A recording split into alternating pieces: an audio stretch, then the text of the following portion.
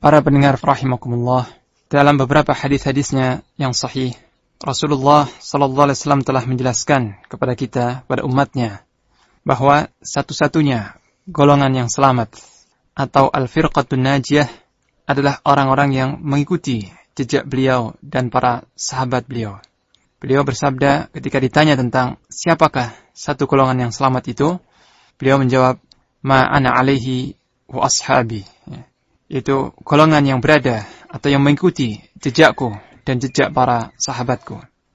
Dalam hadis yang lain, beliau menyebutkan bahwa golongan yang selamat itu adalah al-jamaah. Nah, sedangkan yang dimaksud dengan sunnah di sini memiliki beberapa pengertian. Di antara maknanya adalah sesuatu yang jika dilakukan mendapat pahala dan jika ditinggalkan mendapat dosa. Ini di antara makna sunnah. Juga makna lainnya adalah kebalikan dari bid'ah, lawan dari bid'ah. Sunnah berarti perkara yang disyariatkan, suatu ibadah, amal yang disyariatkan. Makna lain dari sunnah, dan ini yang kita maksud di pembahasan kita, yang dimaksud dengan sunnah di sini adalah jalannya Rasulullah sallallahu alaihi wasallam, atau jejak beliau, atau cara beliau dalam beragama ini. Bagaimana beliau beragama, bagaimana beliau berjalan di atas agama Allah, itulah yang makna sunnah yang kita maksud dalam pembahasan kita kali ini. Sedangkan arti al-jamaah adalah al-ijtima'u alal haq, berkumpul atau bersatu di atas kebenaran. Juga makna lain dari al-jamaah adalah orang-orang yang bersatu di atas kebenaran, atau orang-orang berilmu yang berkumpul bersatu di atas al-haq atau di atas kebenaran. Jadi makna ahlus sunnah wal jamaah adalah orang-orang yang teguh meniti jalan Rasulullah, orang-orang yang istiqamah, yang senantiasa tetap meniti jejaknya Rasulullah sallallahu alaihi wasallam, dan mereka berkumpul di atas kebenaran, bersatu berkumpul di atas kebenaran. Atau dengan kata lain, ahlus sunnah wal jamaah adalah kaum yang berpegang teguh pada sunnah, ini sunnah Rasulullah sallallahu alaihi wasallam, dan jamaah, yakni meniti jamaahnya para sahabat. Nama ahlus sunnah atau sebutan ahlus sunnah adalah sebutan syar'i, sebutan yang memiliki landasan syariatnya berdasarkan hadis-hadis Rasulullah sallallahu alaihi wasallam tersebut. Ketika beliau bersabda, "Alaikum bisunnati wa sunnatil khulafa'ir rasyidin al-mahdiyyin min ba'di."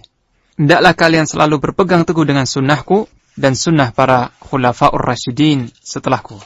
Jadi Nabi menyuruh kita untuk berpegang teguh dengan sunnah beliau dan sunnah para khalifahnya. Sehingga orang yang berpegang teguh dengan sunnah beliau dan sunnah para khalifahnya disebut ahlus sunnah, kaum yang mengikuti atau meniti sunnah. Kemudian beliau juga ketika ditanya tentang siapakah satu-satunya golongan yang selamat itu, beliau menjawab al-jamaah. Golongan yang selamat itu adalah al-jamaah.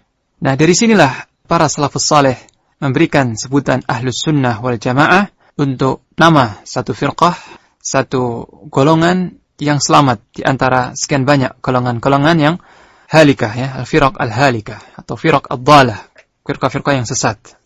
Nah, di antara keterangan bahwa sebutan ahlus sunnah ini telah dikenal, telah populer di masa salafus saleh adalah perkataan Abdullah bin Abbas radhiyallahu anhuma, atau tafsir penjelasan dari Abdullah bin Abbas radhiyallahu anhuma ketika menjelaskan firman Allah Ta'ala dalam surah Ali Imran ayat 106, Yauma tabyaddu wujuhum wa taswaddu wujuh, pada hari di mana ada wajah-wajah yang ketika itu putih berseri dan ada juga wajah-wajah yang hitam kelam.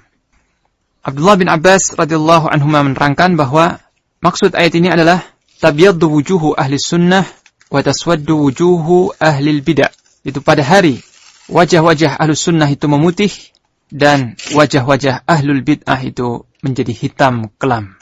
Ini tafsir dari atau penjelasan dari seorang sahabat, dan dalam perkataan beliau tersebut kata-kata wajah-wajah ahlus sunnah dan juga wajah-wajah ahlul bidah. Demikian juga Hasan al-Basri. Hasan al-Basri rahimahullah, seorang imam dari kalangan tabi'in, berkata, wahai ahlus sunnah, berlemah lembutlah kalian dengan sesama. Berlemah lembutlah kalian, karena kalian ini paling sedikit bilangannya. Demikian juga Muhammad bin Sirin rahimahullah, seorang imam pula dari kalangan tabi'in, berkata, lam yakunu yas'aluna 'anil isnad, falamma waqa'atil fitnah qalu sammu lana rijalakum fayunzaru ila ahli sunnah fayu'khadhu hadithuhum wa yunzaru ila ahli al-bid'ah fala yu'khadhu hadithuhum. Dahulu sebelum terjadi fitnah, masalah isnad atau sanad hadis tidak pernah dipertanyakan. Namun setelah terjadi fitnah, mulailah dipertanyakan. Sehingga jika hadis tersebut diriwayatkan dari jalur ahlus sunnah, maka diterimalah riwayatnya. Namun jika sanadnya dari jalur ahlul bid'ah, maka ditolaklah riwayatnya. Banyak golongan-golongan yang mengaku bahwa mereka adalah ahlus sunnah wal jamaah, akan tetapi pada hakikatnya tidak semua yang mengaku demikian pengakuannya benar, dan mereka termasuk dari golongan ahlus sunnah wal jamaah. Nah, suatu golongan atau seseorang tidak bisa dikatakan ahlus sunnah wal jamaah hanya karena pengakuannya saja, sedangkan akidah dan amal-amalnya berada di luar manhaj ahlus sunnah. Di waktu yang sama, ada suatu prinsip yang dipegang oleh ahlus sunnah, itu bahwasanya seluruh umat Islam atau kaum muslimin pada dasarnya adalah ahlus sunnah, selama dia tidak berpijak pada salah satu dasar dari dasar-dasar kebid'ahan, atau mayoritas kehidupannya dilumuri oleh kebid'ahan atau memperjuangkan kebid'ahan. Dari sini bisa kita fahami bahwa salah satu pilar lainnya dari pilar-pilar manhaj ahlus sunnah adalah bahwa seorang yang terkadang terjatuh dalam suatu perbuatan bid'ah, dia tidak termasuk ahlul bid'ah dan tidak keluar dari golongan-golongan ahlus sunnah dikarenakan kejatuhan tersebut. Nah, di antara rambu-rambu penting ahlus sunnah, rambu-rambu yang penting yang membedakan ahlus sunnah wal jamaah dengan firqah-firqah dhallah lainnya adalah bahwa ahlus sunnah wal jamaah mengambil agamanya, menimba agamanya dari sumber yang jernih, yaitu Alkitab dan As-Sunnah, Al-Quran dan As-Sunnah, serta ijma' para salafus saleh. Ijma' para salafus saleh atau para sahabat khususnya. Kemudian mereka memahami nas-nas atau memahami apa yang disebutkan dalam Al-Quran dan As-Sunnah berupa ayat-ayat Al-Quran atau hadis-hadis Rasulullah SAW dengan mengikuti pemahaman para sahabat dan para imam-imam tabi'in setelahnya.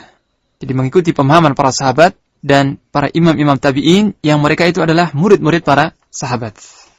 Hal ini penting. Mengikuti pemahaman para sahabat penting. Karena tidak ada gunanya mengambil dari sumber yang benar, yaitu dari Al-Quran dan As-Sunnah, tetapi dengan cara pemahaman yang salah. Karena hasilnya akan salah juga. Nah, oleh karena itu, prinsip yang penting sekali di kalangan Ahlus-Sunnah adalah mengembalikan semua permasalahan agama, mengembalikan semua permasalahan din kepada Al-Quran dan As-Sunnah dengan mengikuti pemahaman para salafus saleh, itu pemahaman para sahabat Rasulullah sallallahu alaihi wasallam.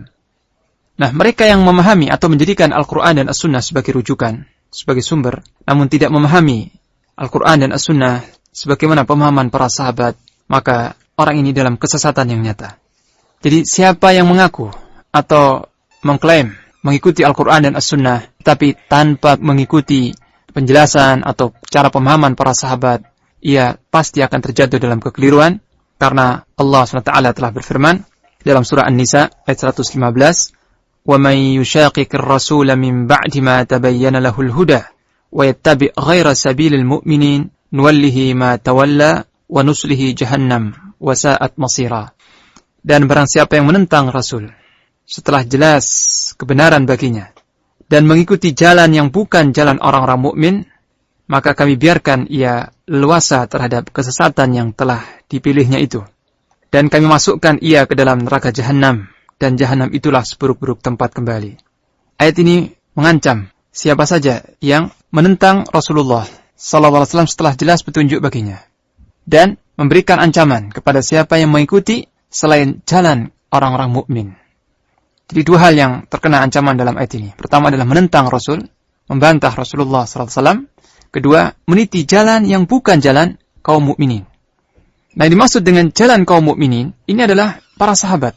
Jalannya para sahabat. Karena mereka lah kaum mukminin ketika turunnya ayat ini. Hanya mereka lah kaum mukminin ketika turun ayat ini. Dan tidak ada orang mukmin selain para sahabat. Maka generasi yang datang setelah para sahabat, jika tidak meniti, tidak mengikuti jejak para sahabat, maka dia terkena ancaman ayat ini, yaitu akan dibiarkan dalam kesesatannya dan akan dilemparkan ke dalam neraka Jahannam. Na'udzubillah min dzalik. Oleh karena itu, Ahlus Sunnah sangat menjunjung tinggi setiap apa yang datang dari Al-Quran dan As-Sunnah, dan tidak menentang atau membantah apapun yang datang dari Al-Quran dan As-Sunnah. Baik penentangan itu melalui akal fikiran, ataupun perasaan, ataupun kaidah-kaidah filsafat, ataupun tradisi-tradisi yang diwarisi dari nenek moyang dan seterusnya. Jadi Ahlus Sunnah tidak mengedepankan, tidak mendahulukan akal atau perasaan atau kaidah-kaidah apapun, logika-logika apapun di depan perkataan Allah dan Rasulnya. Dan mereka meyakini bahwasanya tidak ada pertentangan antara wahyu Allah dengan hadis Rasulullah sallallahu alaihi wasallam yang sahih. Karena kedua-duanya adalah wahyu. Al-Quran dan As-Sunnah kedua-duanya wahyu. Dan tidak mungkin terjadi pertentangan atau ketidaksepahaman antara Al-Quran dan hadis. Pasti akan sinkron, akan selaras. Demikian juga, tidak akan terjadi pertentangan antara nas atau dalil yang jelas, dalil yang sahih, dengan akal fikiran yang sehat atau yang bersih.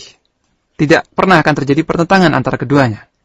Kalau terjadi misalnya, atau katakanlah ya, terjadi, atau sebagian mengklaim ada pertentangan, ada kontradiksi antara nas, yaitu ayat atau hadis, dengan akal manusia yang sehat, akal yang bersih, maka sebenarnya ini adalah khayal belaka.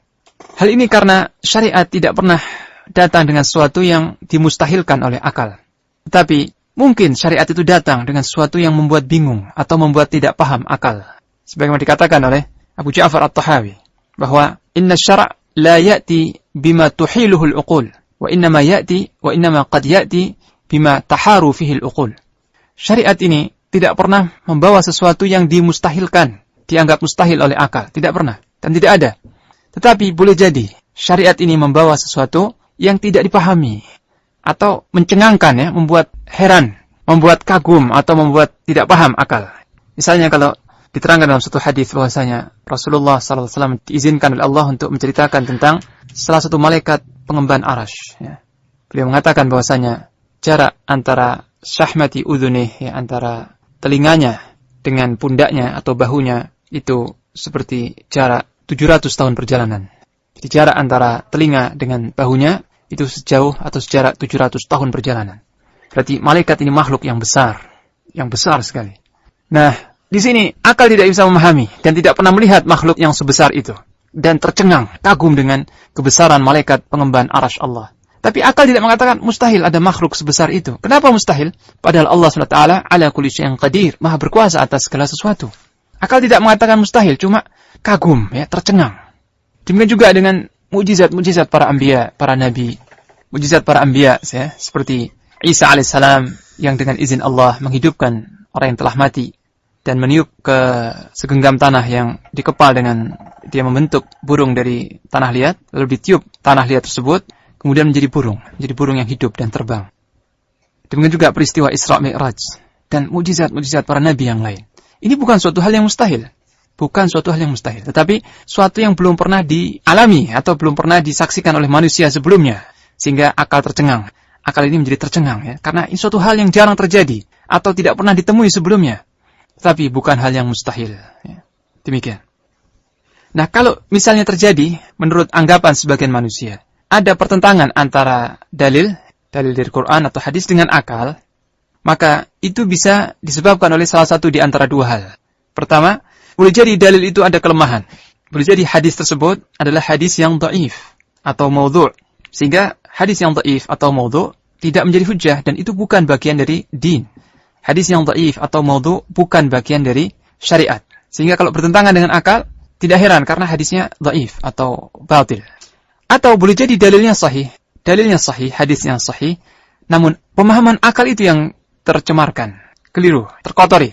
Jadi akal yang keliru dalam memahami atau kesimpulan akal itu keliru karena telah tercemar atau terkotori oleh nifaq atau keraguan atau hawa nafsu dan sebagainya.